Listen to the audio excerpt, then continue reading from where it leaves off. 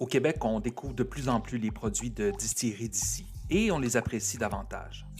Les ventes à la SAQ sont en hausse constante depuis 5 ans, surtout de gin, mais aussi de vodka de plus en plus. Vite, vite, comme ça, j'ai recensé une cinquantaine de distilleries et de micro-distilleries. Ça va des installations industrielles à gros volume à des façons de faire plus petites, plus artisanales. On parle souvent des produits. Moi, je veux parler de ceux qui fabriquent le gin, la vodka, des artisans, des entrepreneurs. Je veux connaître leur passion, ce qui les motive, leur moteur. Je veux entendre leurs histoires, aller au-delà de l'étiquette, au-delà du produit, de la bouteille. Parce que tout commence par un rêve, une passion. Je m'appelle Christian Tivierge, journaliste indépendant et amateur de gin depuis plus de 5 ans quand ça a commencé à être trendy. Je vous propose des rencontres avec des passionnés qui jouent avec les saveurs, les ingrédients nobles et des alambics. On parlera pas trop de technique, je laisse ça aux experts. On parlera pas trop non plus de recettes de cocktails. Pour ça, il y a plein de sites spécialisés, des mixologues passionnés.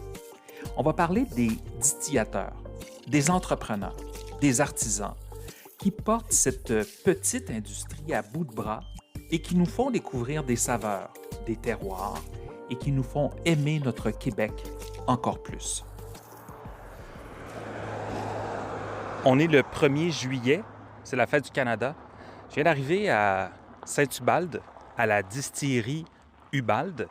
Je suis vraiment impressionné par l'importance, les dimensions de l'édifice. Il y a une partie également qui est un peu en retrait vers l'arrière, une partie qui est vitrée et on voit à travers les alambics.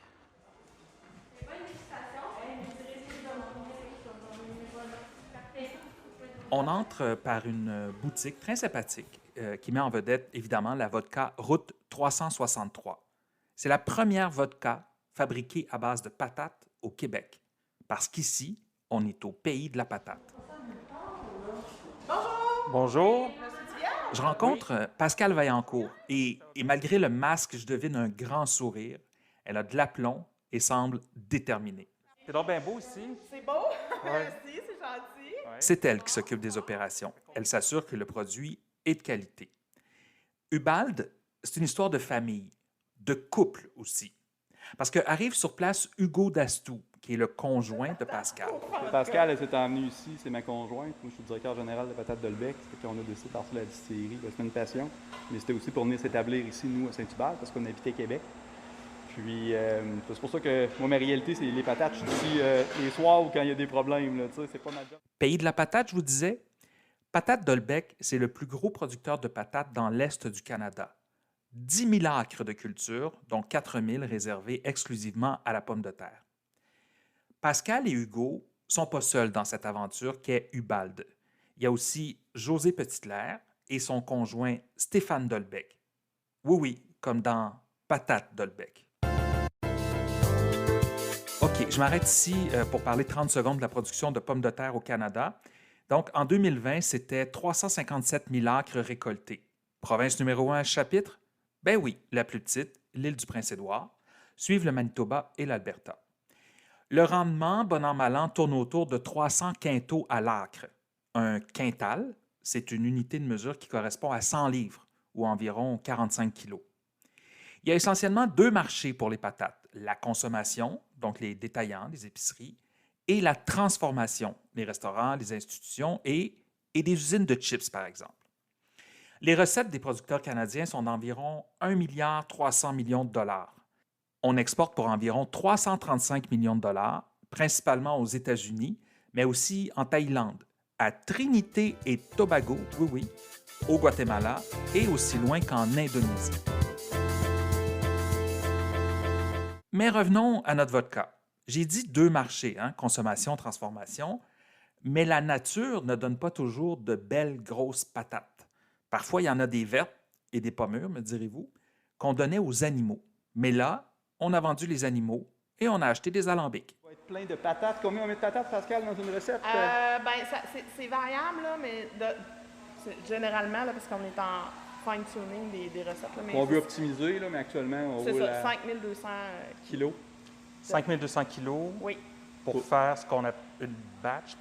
oui. OK. Dans le fond, pour faire une batch. Puis, dans le fond, ça dépend de la grosseur de notre cuve d'empattage et de notre fermenteur. Nous, on a des cuves de 10 000 litres. Fait qu'on met 5 000... Il y a beaucoup d'eau dans la pomme de terre. Hein? Fait qu'il faut savoir qu'on met beaucoup de pommes de terre, contrairement à si on faisait avec des céréales, où là, on coupe vraiment quasiment du 2/3. Fait que ça prend vraiment beaucoup de pommes de terre, il y a beaucoup d'eau. Fait qu'on rajoute aussi un petit peu d'eau à travers ça. Fait qu'il y a à peu près 3500 kilos d'eau. Fait que ça fait vraiment notre mixture, notre Grosso mou de modo, patate. on va mettre 16 000 kilos pour faire environ 2250 bouteilles, 2300 bouteilles à cause du problème d'amidon, qui est très faible, mais c'est le désavantage. Mais la vodka de patate, ça fait une vodka qui est onctueuse, qui est fabuleuse, mais c'est le prix à payer. C'est ça. Puis c'est pour ça que Ça prend beaucoup de matières premières. Ouais, Oui. Ça donne bien, vous en avez beaucoup. c'est vrai. C'est vrai. Mais le problème, c'est les équipements. Ça prend beaucoup de temps d'équipement aussi. Parce que si on fait une vodka de maïs, on fait 3 fermenteurs de patates. Si on prend du maïs avec un fermenteur, on fait la même quantité d'alcool. Ça fait que c'est pas une question de coût d'intrant. C'est une réalité de coût d'équipement, finalement, qu'on attribue dans le produit. C'est ce qui fait que c'est une vodka qui est coûteuse à faire. Est-ce que vous en faites de la vodka à partir de grains? Oui. Oui? Oui. Puis en fait, quand on a eu l'idée de partir ça, tu sais, en fait, il y avait patates, la récupération des patates qui n'avaient pas nécessairement de marché. Quand on a eu l'idée de faire ça, on a dit hey, une vodka, les vodkas, c'est fait avec des patates. Puis ça fait longtemps qu'on pense à ça, qu'on a eu l'idée qu'on marine ça. Puis dans tous nos voyages, toutes nos explorations, Hugo et moi, on se faisait beaucoup décourager de faire ça, qu'il fallait vraiment être déterminé, vous êtes obstiné, vous allez faire ça, c'est pas toujours un mariage joyeux, c'est pas tout le temps bon, c'est pas tout le temps... Puis on a dit non, c'est ça qu'on veut faire, on va y aller, on va foncer. Fait qu'on savait certains éléments, mais tu sais, on a appris en cours de route tout ce qu'on sait aujourd'hui. Donc, que ça prend beaucoup de pommes. On savait que ça prenait beaucoup de pommes de terre, mais autant que ça, avec autant d'efforts, mais le produit en vaut tellement la peine que c'est sûr et certain que si on le savait qu'il y avait une valeur ajoutée de faire une vodka à la pomme de terre. Puis oui, on fait d'autres types d'alcool, dont une autre vodka avec des grains. Puis on va faire aussi d'autres alcools avec les grains. Pourquoi? Il y a tout un lien, c'est que chez Patate, il y a 10 000 acres de terre qui sont cultivés. Donc, 4 000 qui est réservé pour la pomme de terre. Là, tu me corriges si je dis des... Parce que T'en moi, sors je- bien. Zéro, Ouais, zéro, c'est ça bonne, passe. Ça va bien, hein? On va y aller, Christian, moi, ça m'a fait plaisir. Fait que les autres, on peut pas mettre toujours de la patate sur la terre. Il faut faire des cultures de rotation. Fait qu'il y a des cultures de rotation qui sont des céréales, puis il y a d'autres types de cultures, du soya, de l'engrais vert, toutes sortes de choses comme ça. Puis ces céréales-là étaient destinées à faire de la rotation, mais étaient vendues. Fait que là, nous autres, on a dit, ben cette culture-là, qui est une culture de rotation, ben on va s'en servir. Parce que l'alcool de grain, bien, on peut faire bien des choses avec le maïs, le seigle, parce qu'on a l'intention d'aller vers le whisky. Fait que c'est toutes des choses qui viennent compléter, dans le fond, Ça nous donne un sens aussi, parce que Patate Dolbec, on est un producteur de patates, mais en réalité, 2/3 de l'ancrage était sur des grains. Mais tu sais, on produit des grains, puis on les vend en vrac à gauche puis à droite. Et là, maintenant, on produit des grains, puis il y a un sens, parce qu'on a un produit fini qu'on maîtrise. Exemple, le seigle, on n'en faisait pas avant. Le seigle, c'est une céréale magique et rustique pour tout ce qui est le nord du Canada. Mais il n'y a pas beaucoup de marché sur le seigle. Fait que là, on travaille des alcools neutres à base de seigle et tout ça. Puis, Alcool neutre qui pourrait servir éventuellement pour du gin. pour le gin, oui, c'est ça, tout à fait. Exactement. Quand j'écoute Pascal et Hugo, je réalise 2-3 trucs. Premièrement, même si ça fait 300 ans qu'on produit de la vodka à base de patates en Russie et en Pologne, ici, en Amérique du Nord, tout le monde les a découragés de se lancer là-dedans. Trop compliqué, semble-t-il. Bien, ils l'ont fait quand même. Ensuite, ils ont vraiment réfléchi aux façons de tirer le meilleur des terres, la superficie qui doit servir à faire reposer le sol après une culture de pommes de terre. Puis ça, bien, ça demande de changer les façons de faire, de se remettre en question. Enfin, je comprends aussi qu'ils font plusieurs tests pour développer plusieurs types d'alcool neutre à base de grains différents pour agrandir leur portefeuille de produits. c'est vos cuves, ça. Oui, de fermentation. Ce que tu vois là-bas, c'est la machine pour râper les patates. Fait que comme là, Guillaume en a fait ce matin, les patates sont râpées, ils tombent dans où la vis, tu vois, qui est une pompe. Oui. Puis on pousse ça, là, les 5000 kilos, on les pousse là-dedans. On met de l'eau.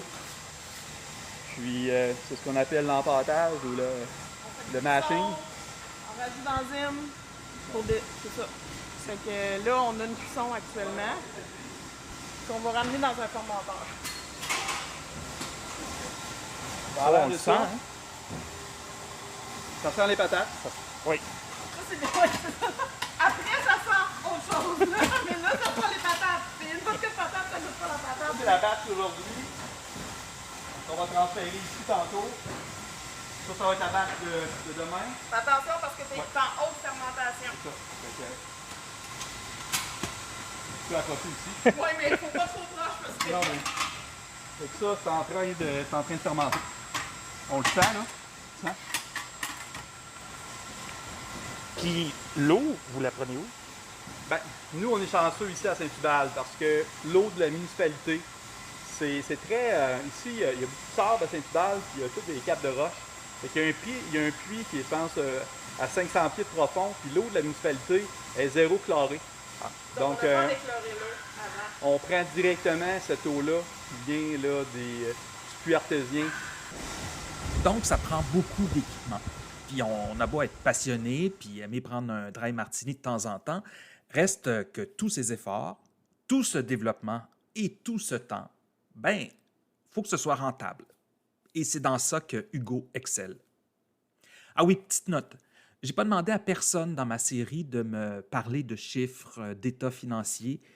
On le sait que c'est difficile, cette industrie qui est naissante au Québec. Les marges sont faibles, même si les bouteilles se vendent 50 $, mais ça, c'est à cause des taxes que prend l'État via la SAQ. Mais ça, c'est pour un autre épisode. Donc, les chiffres, la mise en place, l'organisation, ça a été ça, le travail de Hugo. Quand on a fait le projet, c'est sûr que, comme tu disais tantôt, moi, je suis très tourné vers l'automatisation. Je déteste les tâches répétitives qui sont faites jour après jour. Tout ça, ça m'énerve. Donc, c'est pour ça que j'ai commencé à regarder autour du côté des colonnes en continu. Puis, je regardais tout ce qui se faisait. Puis, on a passé une couple de semaines au Kentucky à visiter toutes les distilleries là-bas. Puis là, on a commencé à voir ce que c'était les colonnes en continu, comment ils faisaient le whisky et tout. On a visité plusieurs manufacturiers de colonnes aussi. Ouais, c'est ça. Puis là, je me suis dit, moi, je suis toujours un peu, comme je te dis, j'ai passé une été dans mon fichier Excel. Ça fait que je me disais, comment on peut rentabiliser une opération? Comment on peut rendre ça rentable? Les gens me disaient, c'est impossible de faire l'alcool neutre être rentable au Québec. Fait que j'ai viré ça tout bas du côté. Qu'est-ce que ça prend pour être rentable? Le personnel, le volume. Puis j'ai réussi à trouver un équilibre en disant, bien, si on vit ce volume-là, avec cette main-d'œuvre-là, je pense qu'on va y arriver. Puis ça passait beaucoup par l'automatisation. Comme tu vois, on a un stagiaire qui développe des recettes avec Pascal, mais une personne ici va faire la distillerie toute seule. C'est assez étonnant quand même. Moi, je pensais arriver ici et voir plus de monde que ça. Là. Oui. Oui. Mais ça a été, dès le départ, le design qu'on a fait, le design de la distillerie, puis c'est Hugo, là, c'est tout dans son cerveau, là, ça c'est sa portion, là. C'était vraiment ça qu'on a regardé parce que c'est ce qu'on voyait partout.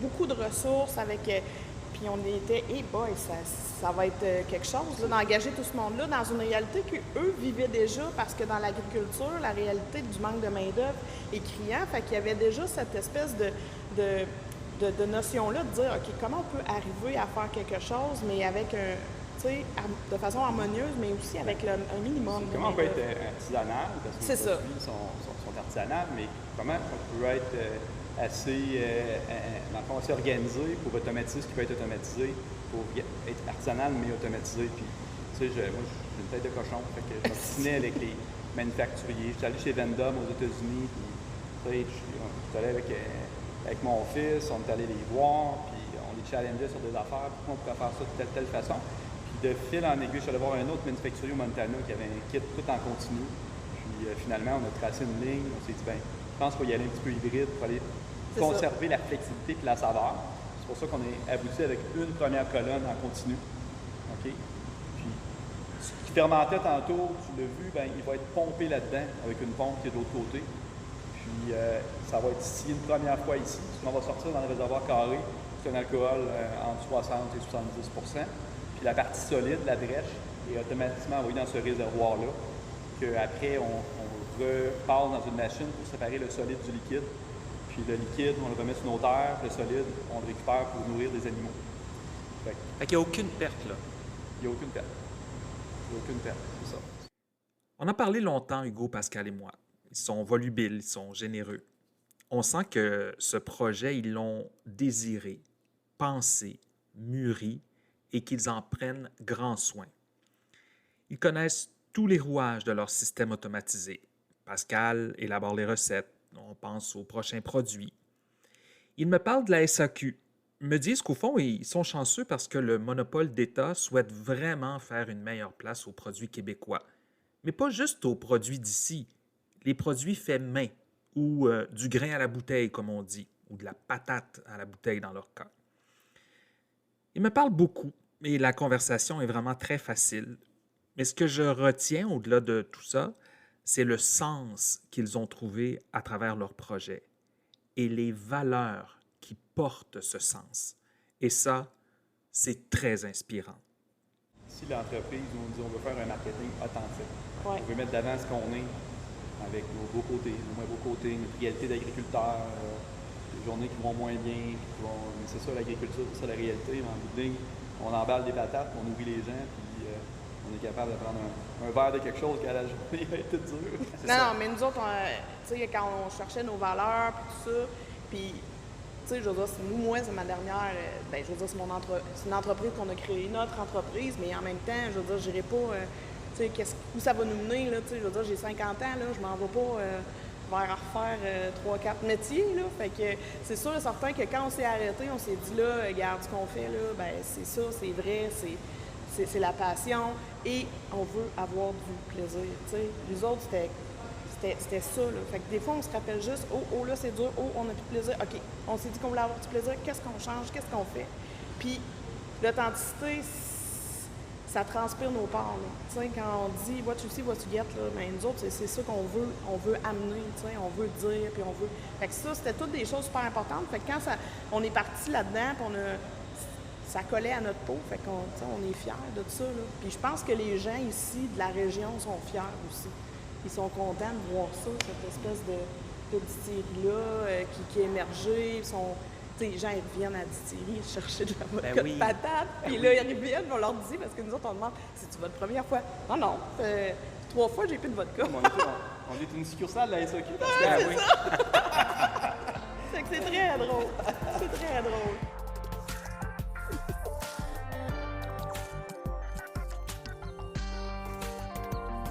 Alambic et compagnie est aussi sur Facebook et Instagram, de même que sur Apple Podcast, Google Podcast et Spotify. Abonnez-vous et partagez.